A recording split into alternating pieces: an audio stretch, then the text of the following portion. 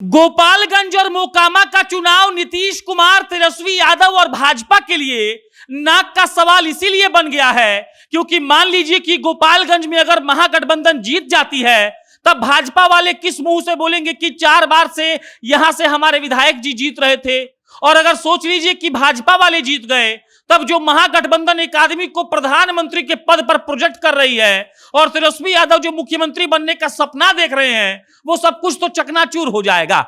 बहरहाल गोपालगंज और मोकामा का उपचुनाव बीजेपी के लिए और महागठबंधन के तौर पर जदयू और आरजेडी के लिए एकदम उनके नाक का सवाल है। और नाक का सवाल इसीलिए है क्योंकि अगर कोई सीट कोई भी पार्टी हारेगी तो इस बात का मैसेज लोगों के द्वारा दिया जाएगा कि भाई साहब हमने आपको इग्नोर कर दिया और आपकी हैसियत हमारी नजर में कुछ भी नहीं है।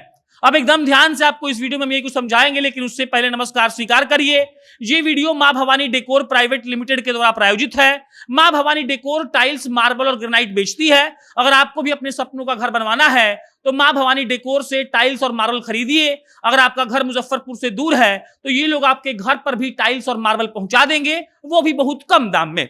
अब लौटते हैं गोपालगंज और मोकामा के सियासी गणित पर।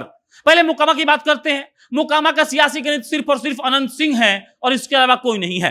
अनंत सिंह की विधायकी रद्द हो गई क्योंकि उनको सजा सुना दिया गया। अनंत सिंह का मोकामा में कितना वर्चस्व है यह आपसे और हमसे छुपा हुआ नहीं है, ये बिहार के सारे लोग जानते हैं। वो आदमी जो जेल में रहकर चुनाव जीत सकता है और जीत जाता है, वो आदमी का पैठ अपने क्षेत्र में कितना होगा ये आप जान और समझ लीजिए।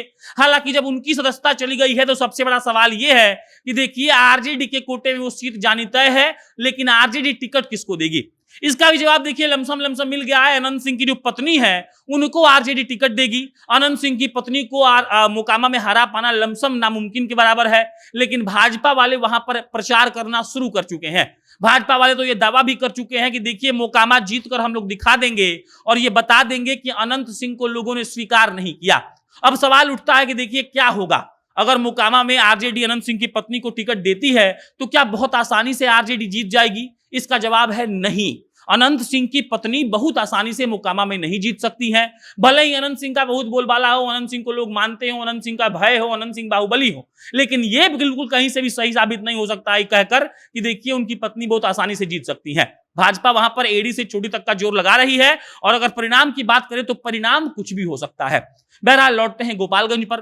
गोपालगंज में सुभाष सिंह 4 बार से लगातार जीत रहे थे। उनके निधन के बाद अब उपचुनाव का ऐलान हुआ है और खबर ये आ रही है कि भाजपा सुभाष सिंह जी की पत्नी को टिकट देने वाली है। लेकिन इसके बाद सबसे बड़ा सवाल है कि आरजेडी और जदयू जो है वो मिलकर कहीं ऐसा कोई खेल ना कर दे कि सुभाष सिंह जी के परिवार से जिसको भी टिकट मिले वो चुनाव हार जाए। हमने आपको कहा कि देखिए गोपालगंज का अगर जातीय समीकरण की बात कर ली जाए तो गोपालगंज में राजपूत हैं, बनिया हैं, यादव समाज के लोग हैं और इसके अलावा कैंडिडेट की बात करें तो बहुत सारे कैंडिडेट मैदान में हैं। अगर सुभाष सिंह जी की पत्नी को टिकट भाजपा देती भी है तो आरजेडी और जदयू और कांग्रेस मिलकर ऐसा एक प्रत्याशी उतार सकते हैं जो उनका पूरा खेल खराब कर दे। अब उसके बाद लौट आइए इज्जत पर। इज्जत इसीलिए है कि देखिए आरजेडी और जदयू वाले नीतीश कुमार को प्रोजेक्ट कर रहे हैं कि देश भर में बड़ा नेता इनको बनाएंगे, इनको प्रधानमंत्री बनाएंगे। अगर महागठबंधन चुनाव हारती है तो सोचिए कि एक प्रधानमंत्री के कैंडिडेट को इस बात का लांछन सहना पड़ेगा कि आप तो एक विधानसभा का चुनाव नहीं जीत पाए, आज जितवा पाए, आपको कैसे प्रधानमंत्री बना दिया जाए। तेजस्वी यादव के लिए ये हार उनकी निजी हार होगी क्योंकि देखिए जब तक नीतीश कुमार पीएम के पद पर वहां नहीं जाएंगे, उनके लिए मेहनत नहीं करेंगे, तब तक ये मुख्यमंत्री नहीं बन पाएंगे। अगर भाजपा अगर हार जाती है तो देखिए सीधा संदेश जाएगा कि बिहार के लोगों ने भाजपा को बाइकआउट कर दिया। तो मिला जुलाकर गोपालगंज और मोकामा का उपचुनाव सारी राजनीतिक पार्टियों के लिहाज से एकदम जरूरी है। कोई भी पार्टी ये नहीं चाहती है कि हम ये चुनाव हारें। उनको पता है कि अगर वो ये चुनाव हार जाते हैं तो उनकी बेइज्जती होनी तय है। बहरहाल क्या होगा सब कुछ आपको हम धीरे धीरे जनता जंक्शन पर बताते रहेंगे। आप देखते रहिए हमें। बहुत बहुत धन्यवाद।